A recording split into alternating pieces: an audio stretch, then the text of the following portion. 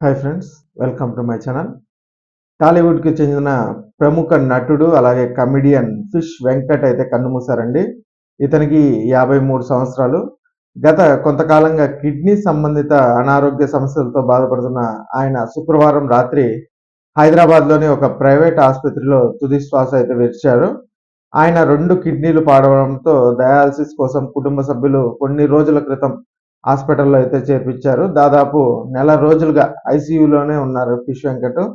ఇక ఫిష్ వెంకట్కి వైద్య సహాయం అందించేందుకు తెలంగాణ ప్రభుత్వం ముందుకొచ్చిందండి.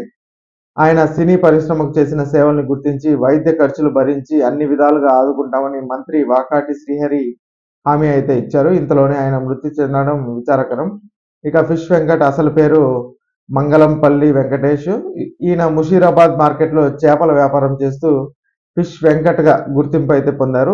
ఎన్టీఆర్ హీరోగా నటించిన ఆది సినిమాతో టాలీవుడ్లోకి అడుగుపెట్టిన ఆయన ఆ చిత్రంలోని తొడగొట్టు చిన్న డైలాగ్తో బాగా పాపులర్ అయితే అయ్యారండి. తర్వాత వరుసగా బన్నీ, దిల్, అత్తారింటికి దారేది, గబ్బర్ సింగ్, డీజే టిల్లు తదితర హిట్ చిత్రాల్లో విలన్ పక్కన కనిపించే క్యారెక్టర్ ఆర్టిస్ట్గా అలాగే కమెడియన్గా ప్రేక్షకులను మెప్పించారు. మొత్తం 100కు పైగా చిత్రాలు అయితే నటించారండి.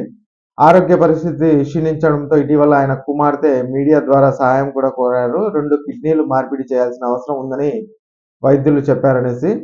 ఆపరేషన్కు సుమారు 50 లక్షల రూపాయలు అవసరమని, ఆ స్థాయిలో ఖర్చును భరించే స్తోమత తమకు లేదని ఆమె కోరారు.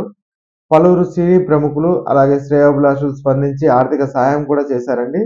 పవన్ కళ్యాణ్ కూడా గతంలో 2 లక్షల రూపాయలు సహాయంగా అందించినట్లు సమాచారం. అయితే అప్పటికే ఫిష్ వెంకట్ ఆరోగ్య పరిస్థితి పూర్తిగా క్షీణించడంతో చికిత్స ఫలితం లేకుండా పోయింది. ఆయన మృతిపై సినీ ఇండస్ట్రీలో తీవ్ర విచారం అయితే నెలకొంది. పలువురు సినీ ప్రముఖులు, అభిమానులు సోషల్ మీడియాలో తమ సంతాపం తెలియజేస్తున్నారండి. ఇక ఈ వీడియో నచ్చినట్లయితే ఒక లైక్ చేయండి, అలాగే మా ఛానల్ సబ్స్క్రైబ్ చేసుకోండి. Thanks for watching.